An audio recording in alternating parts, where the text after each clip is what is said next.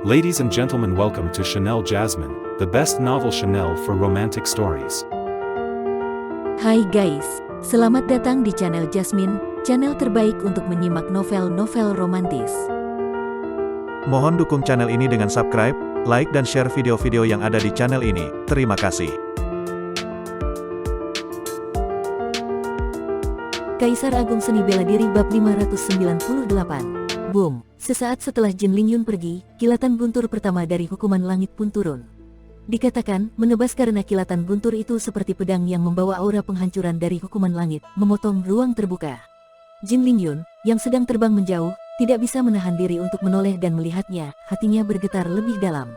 Ini baru guntur pertama, tetapi kekuatannya sudah setara dengan satu tebasan pedangnya yang terkuat. Dia melihat Luo Xiu melompat ke langit, tanpa sedikit pun niat untuk mundur. Sebaliknya, dia justru melesat maju, menghadapi pedang guntur yang turun. Boom! Cahaya guntur yang menyilaukan menenggelamkan langit dan bumi. Semua kultivator bela diri yang berada jauh dari lokasi kejadian terpaksa menutup mata mereka, bahkan kesadaran ilahi mereka tertindas, tak mampu merasakan apapun karena kekuatan hukuman langit. Ketika mata mereka akhirnya terbiasa dengan cahaya guntur, mereka terkejut mendapati bahwa sosok Luo Xiu sudah tidak terlihat lagi. Dia menghilang, apakah dia telah dihancurkan oleh guntur? Kilatan guntur pertama sudah sangat mengerikan, seperti pedang guntur yang bisa menebas setengah langkah Raja Dewa. Tidak mungkin, tidakkah kamu melihat bahwa bahkan Jin Lingyun tidak bisa mengalahkannya? Pedang guntur yang bisa menebas setengah langkah Raja Dewa belum tentu mampu menebas orang itu. Orang-orang berdiskusi dengan heboh. Pengalaman mereka hari ini adalah sesuatu yang tidak akan pernah mereka lupakan seumur hidup. Seorang yang asal-usulnya tidak diketahui, ternyata menarik hukuman langit, dan kematian puluhan dewa dan penguasa membuat pemandangan hari ini sangat mencekam. Di antara semua orang, hanya Jin Lingyun yang terus menatap ke arah awan guntur yang berkumpul di langit. Sementara itu, di dalam awan guntur, Luo Xiu berdiri dengan gagah, tubuhnya mandi dalam lautan guntur yang tiada akhir.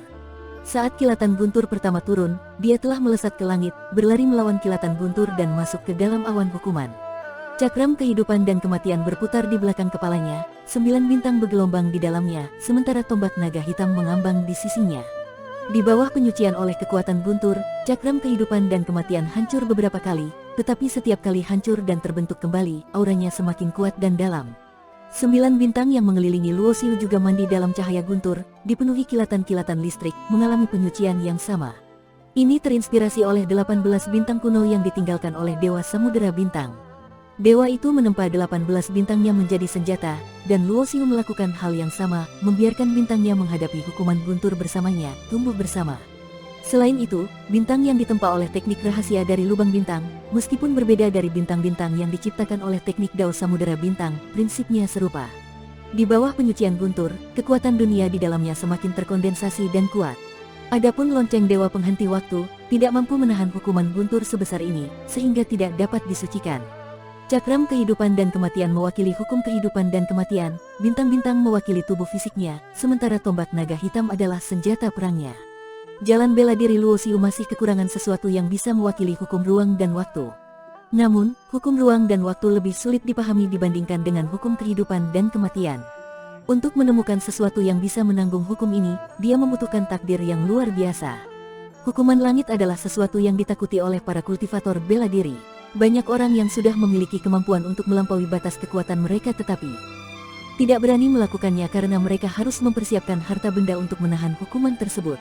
Tingkat keberhasilan para kultivator dalam melewati hukuman langit sangat rendah, dan semakin tinggi tingkat kekuatan mereka, semakin kecil kemungkinan mereka berhasil. Ketika seseorang beralih dari Kaisar Bela Diri ke Dewa Iblis, hanya sekitar 30% dari mereka yang berhasil melewati hukuman. Dan pada tahap yang lebih tinggi, hanya 1 dari 100 dewa yang berhasil mencapai Raja Dewa.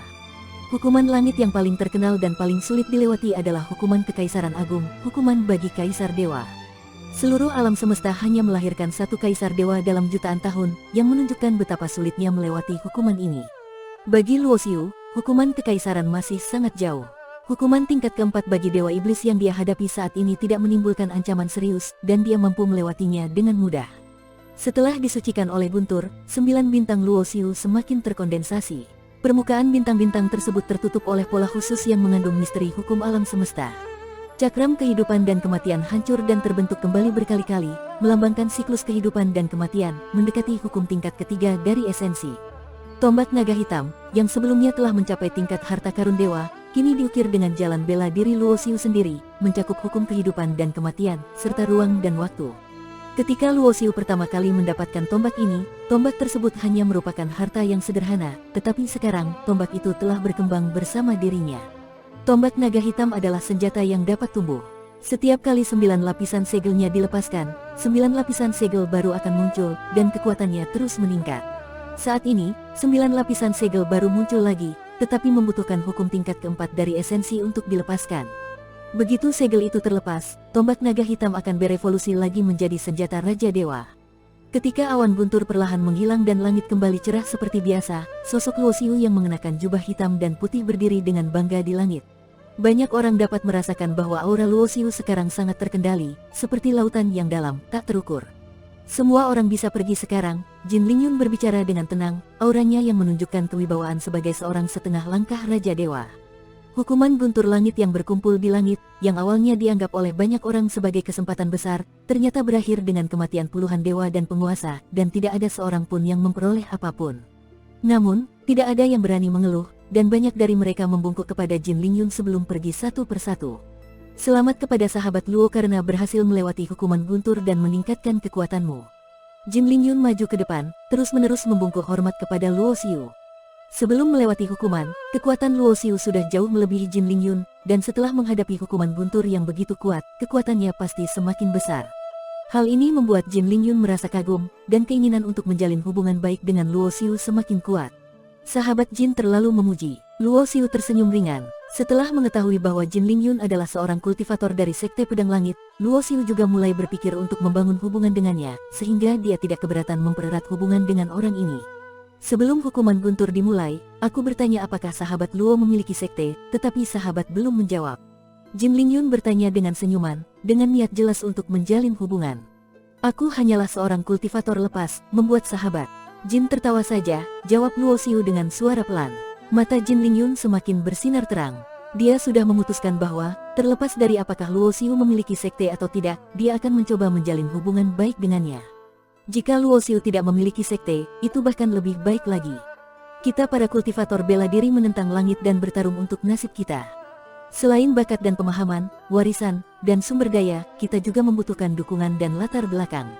Sahabat Luo memiliki bakat yang luar biasa, dengan jalan bela diri yang begitu luas di tahap awal yang menunjukkan pemahaman yang mendalam. Jika ditambah dengan bantuan dari Sekte Pedang Langit kami, pasti sahabat Luo dapat melangkah lebih jauh di jalan bela diri. Selain itu, persaingan untuk mendapatkan slot menuju alam dewa surgawi yang terjadi setiap 100 tahun sekali akan segera dimulai. Jika sahabat Luo bergabung dengan Sekte Pedang Langit kami, mendapatkan slot itu akan mudah. Kata-kata Jin Lingyun membuat hati Luoxiu tergerak. Yang menarik perhatian Luoxiu adalah slot untuk menggunakan formasi teleportasi ruang menuju alam dewa surgawi. Seperti yang dikatakan oleh Jin Lingyun, bakat, pemahaman, warisan, dan sumber daya sangat penting bagi kultivator bela diri, tetapi latar belakang juga sama pentingnya. Misalnya, slot untuk pergi ke alam dewa surgawi sepenuhnya dikendalikan oleh kekuatan besar di alam bintang utara. Tanpa dukungan latar belakang, tidak peduli seberapa baik bakat atau kekuatan seseorang, mereka tidak akan mendapatkan slot tersebut. Jika tidak bisa pergi ke alam dewa surgawi, seseorang akan terjebak di alam bintang utara ini. Meskipun memiliki bakat luar biasa, itu akan sia-sia. Alam bintang utara adalah dunia yang diciptakan oleh Kaisar Dewa, tetapi hukum alamnya tidak lengkap. Seseorang hanya bisa mencapai tingkat Raja Dewa, dan sangat sulit untuk melampaui batas itu untuk menjadi Kaisar Dewa, apalagi mencapai tingkat Dewa Agung. Luoxiu baru belakangan ini memahami bahwa menolak undangan dari Qin Fei Xue dari Sekte Yin yang di dunia besar Wanfa adalah keputusan yang salah. Bagi setiap kultivator bela diri dari dunia bawah, kesempatan untuk mendapatkan dukungan dari sekte besar merupakan anugerah yang luar biasa. Lingkungan dunia bawah, dengan hukum yang tidak lengkap dan sumber daya yang terbatas, membuat sangat sulit bagi seorang jenius sejati untuk tumbuh dengan baik. Oleh karena itu, setiap jenius pasti menginginkan dunia yang lebih luas dan tingkatan yang lebih tinggi.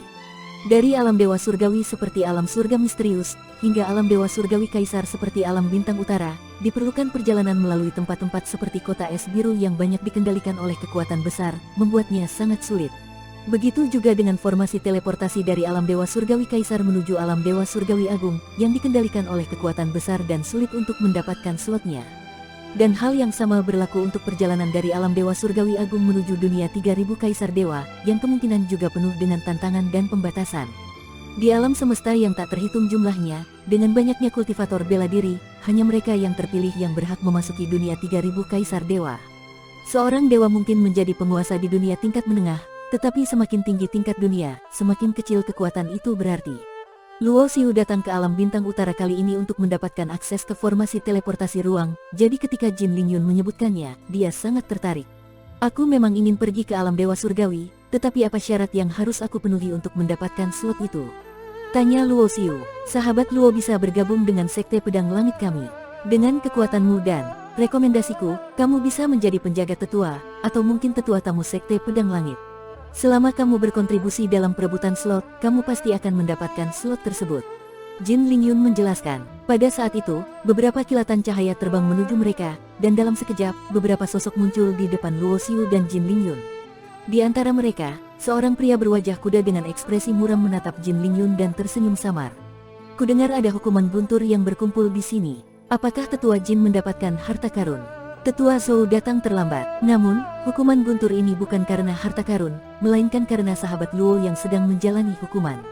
Jin Lingyun menjelaskan. Pria berwajah kuda itu, tetua Zhou, dan beberapa orang lain menatap Luo Xiu dengan penuh perhatian. Namun, karena Luo Xiu sepenuhnya menekan auranya, mereka tidak bisa merasakan kekuatannya. Luo Xiu juga memperhatikan ketiga orang ini. Ketiganya adalah penguasa puncak, dan dari cara mereka menyapa, terlihat bahwa mereka semua adalah tetua, termasuk Jin Lingyun. Tiba-tiba, tetua Zhou mengeluarkan sepotong giok, yang memancarkan cahaya samar dan tampak mendekati arah Luo Xiu. Mengapa ada aura muridku di tubuhmu? Mata tetua Zhou langsung berubah dingin, dan pedang hitam kecil terbang keluar dari antara alisnya, melayang di atas kepalanya. Tetua Zhou, apa maksudmu? Sahabat Luo adalah temanku, bagaimana dia bisa berhubungan dengan muridmu? Jin Lingyun mengerutkan alisnya. Meskipun mereka sama-sama tetua di Sekte Pedang Langit, status Jin Lingyun jauh lebih tinggi karena kekuatannya yang setengah langkah menuju Raja Dewa. Dari semua tetua di Sekte Pedang Langit, hanya ada 3 orang yang bisa menyaingi Jin Lingyun. Bersambung.